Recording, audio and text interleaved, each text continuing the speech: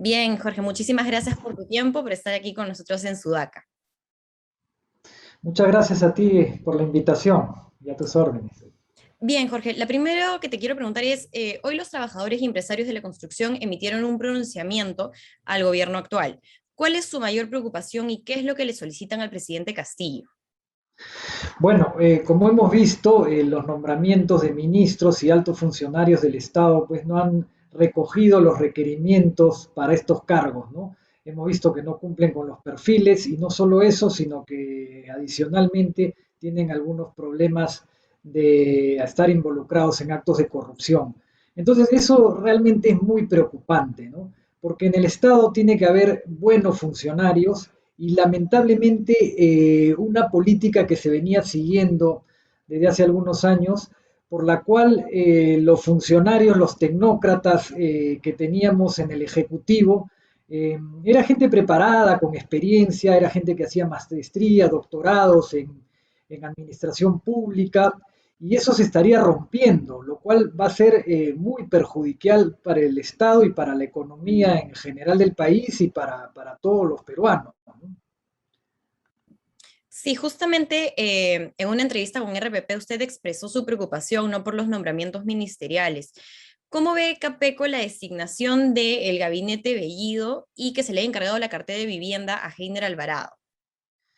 Mira, no lo vemos bien definitivamente el gabinete, ¿no? Estamos preocupadísimos por este gabinete y expresamos nuestros votos para que se haga la revisión. Es lo que dice el comunicado firmado en conjunto con la Federación de Trabajadores. Ojalá el gobierno recapacite y entienda que los funcionarios públicos tienen que ser de primer nivel.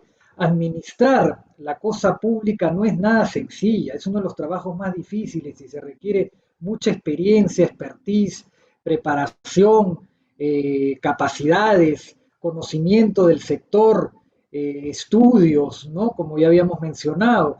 Entonces, yo creo que debemos escoger a los mejores y no debemos optar por un gabinete totalmente ideologizado, ¿no? Por el contrario, deberíamos buscar gente de diferentes sectores, de diferentes tendencias políticas para entre todos sacar adelante los diferentes sectores y el país en general. A inicios de julio, usted indicó que el sector construcción crecería 20% este año, favorecido por la mayor dinámica de las inversiones públicas en todo el país. Tras estas designaciones, ¿se mantiene aún esta expectativa? No, probablemente vayan a la baja, ¿no? Pero el problema no está tanto en el año que estamos cursando, ¿no? En el 2021. Probablemente el 2021 no se sienta mucho la baja del sector construcción. El gran problema es que los agentes económicos no están confiando y al no confiar no están invirtiendo. Y al no invertir no van a salir nuevos proyectos y al no salir los nuevos proyectos, pues el próximo año 2022 y el 2023 sí pueden haber unas caídas muy hondas en el sector construcción, sobre todo en la parte de construcción privada, ¿no? Y eso lamentablemente a lo que lleva es a una reducción de empleo de calidad y es lo que no queremos. Queremos que la gente vinculada a la construcción conserve sus empleos, pero lamentablemente los nombramientos que se han hecho y algunas políticas que se están emprendiendo no están llevando a eso. Justamente sobre esa reducción que me menciona, es que le quería preguntar, ¿cuál es la estimación que viene manejando Capeco sobre los niveles de operación en este segundo semestre del 2021 y hacia inicios del 2022? Mire, precisamente en Capeco, en la gente encargada de hacer el informe económico de la construcción, viene concluyendo este estudio que lo debemos presentar el día 23. En él vamos a tener la medida exacta de cuáles son las expectativas de los empresarios de la construcción. Ya, en este momento no tengo un dato preciso, pero sí le puedo decir que conversando con los agentes económicos y los empresarios del rubro, todos están esperando a ver que haya mejores señales para poder invertir, ¿no? En este momento no hay inversiones. Ujú. Recientemente en Capeco han presentado un plan de medidas urgentes para la obra pública. ¿Cuáles son los puntos que usted considera que se deben atender con mayor prioridad?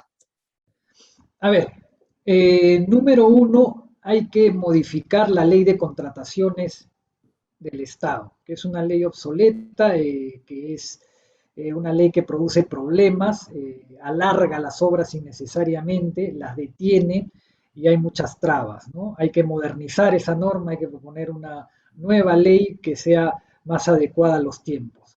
Número dos, hay que priorizar y hay que revisar el Plan Nacional de Infraestructura para la Competitividad y ver cuáles van a ser las obras que se van a priorizar para que todos los agentes tengan claro a qué nos vamos a abocar, ¿no? En ese Plan Nacional de Infraestructura para la Competitividad, que ha sido elaborado por personas con conocimiento, personal técnico calificado, que además ha estudiado la realidad del país, las necesidades logísticas del país y de las diversas regiones de la nación, se ha plasmado una serie de obras que hay que ver en un cronograma cuándo se van a hacer cada una de ellas. Eso no lo hemos escuchado hasta ahora.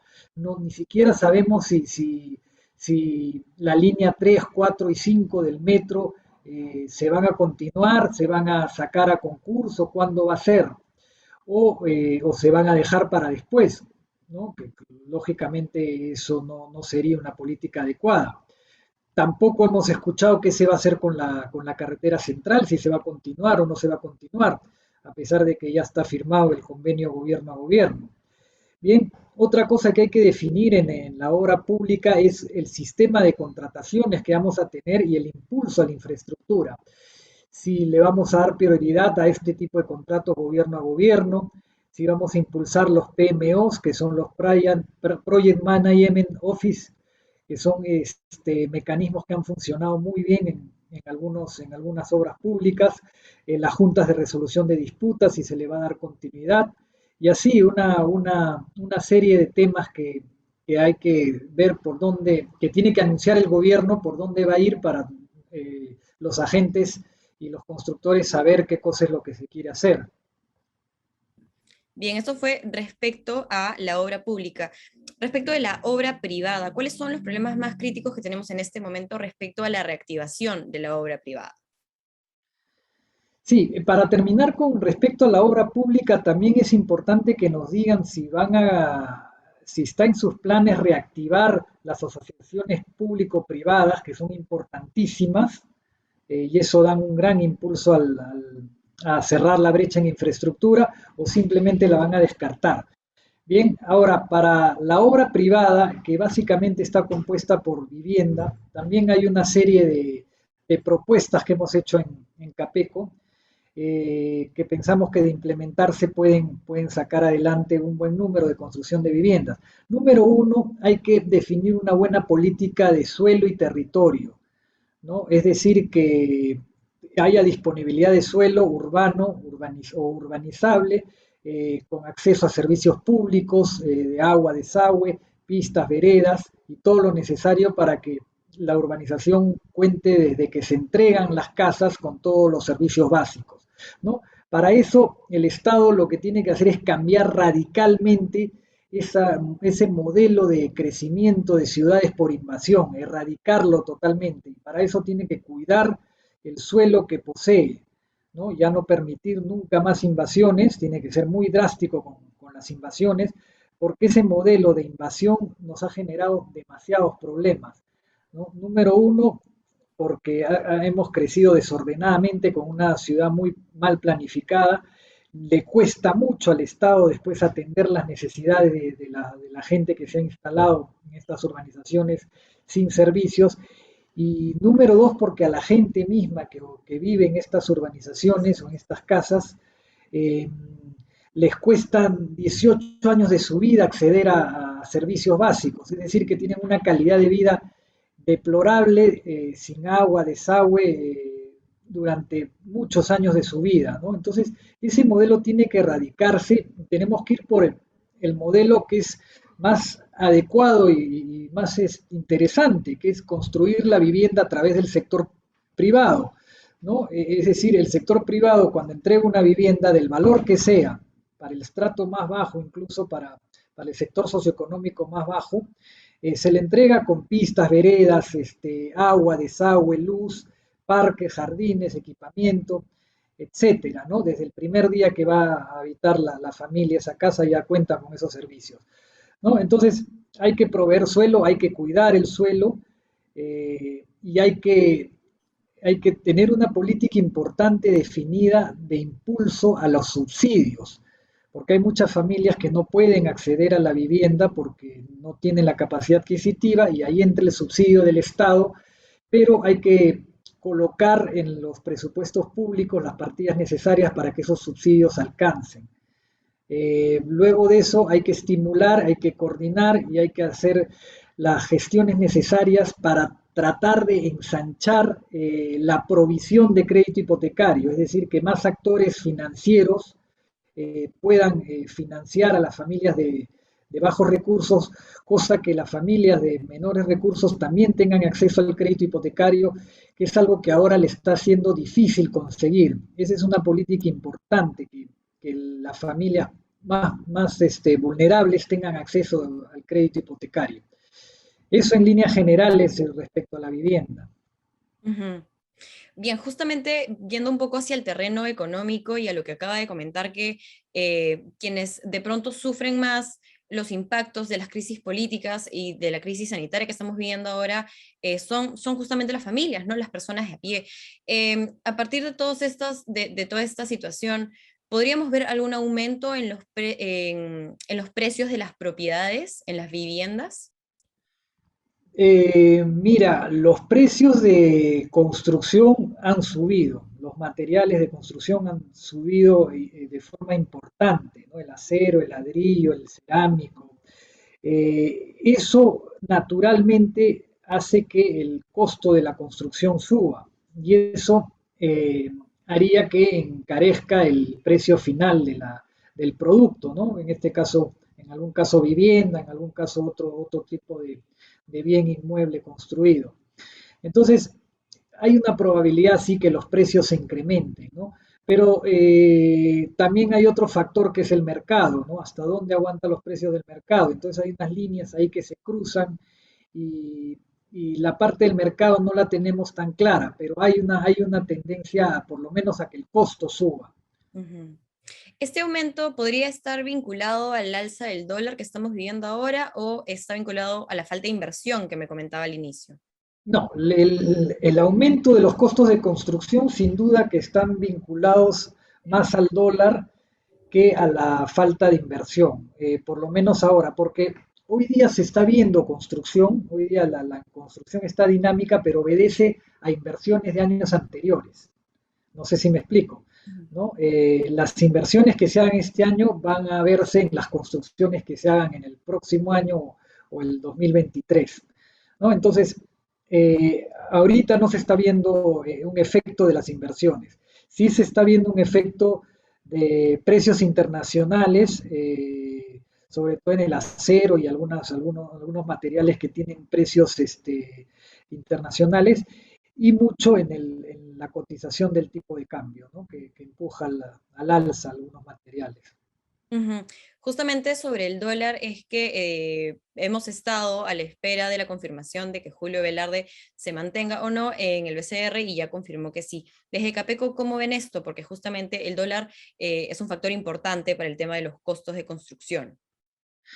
Bueno, sin duda que la ratificación del doctor Julio Velarde en el BCR daría algo de confianza. Lo que no sabemos es que si es suficiente, ¿no? Eh, Creemos que tiene que haber un cambio de gabinete, eso ya lo hemos conversado anteriormente. Creemos que tiene que haber más llamado a diferentes sectores de la sociedad y de la política, no enclaustrarse en un gabinete totalmente ideologizado, sino en un gabinete más amplio. Creemos que deberían darse más mensajes, debería hablarse más claro, debería decirse qué cosa es lo que se va a hacer con la obra pública, qué cosa se va a hacer con la vivienda, lo que mencionamos anteriormente, que faltaban mensajes en ese sentido, ¿no? Y una serie de puntos que hay que resolver. Ujú. Bien, ¿sería este buen momento para ver la posibilidad de invertir en el sector construcción o todavía tanto las personas como el empresariado deberían hacer un alto hasta ver un poco más de estabilidad? Mire, evidentemente yo nunca voy a recomendar a nadie que no invierta, ¿no? Yo soy peruano y me encantaría que todos los empresarios y los agentes y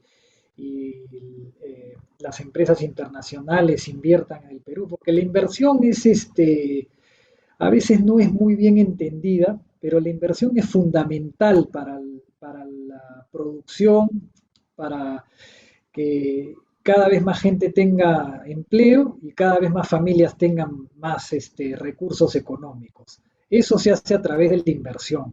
Los otros caminos son mucho más complicados y mucho más peligrosos, ¿no? Ujú. Entonces, yo recomendar que no hayan inversiones no lo voy a hacer, pero evidentemente los inversionistas pues evalúan las condiciones del país antes de tomar sus decisiones. Una de las medidas del gobierno actual que se están voceando y que quizás podrían alejar a los inversionistas es el tema de la asamblea constituyente.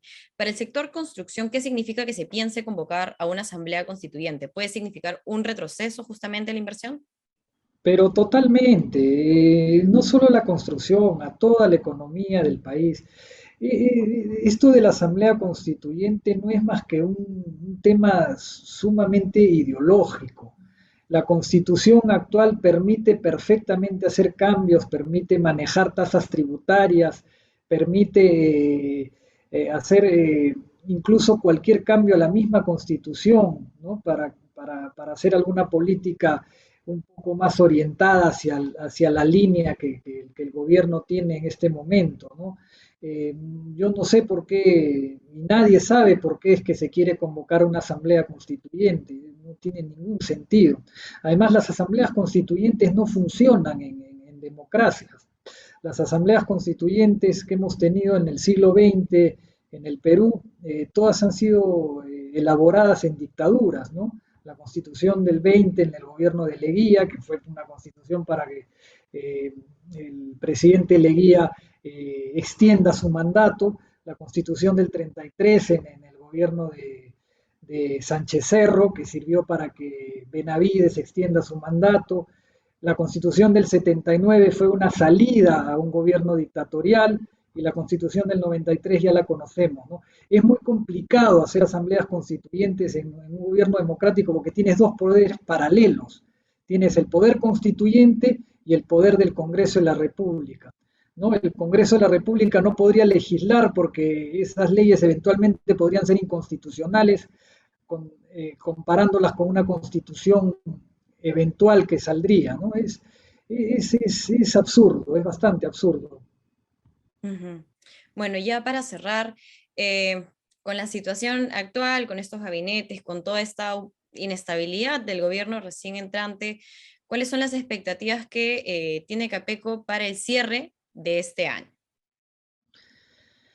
Bueno, las expectativas, pues, como te dije, van a salir muy claramente expresadas en ese informe económico de la construcción que vamos a sacar en una semana.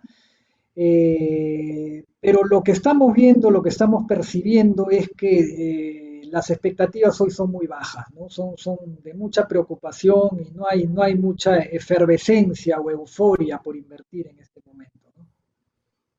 Bien, muchísimas gracias, Jorge Zapata, por estar con nosotros hoy en Sudac. Muchas gracias a ti.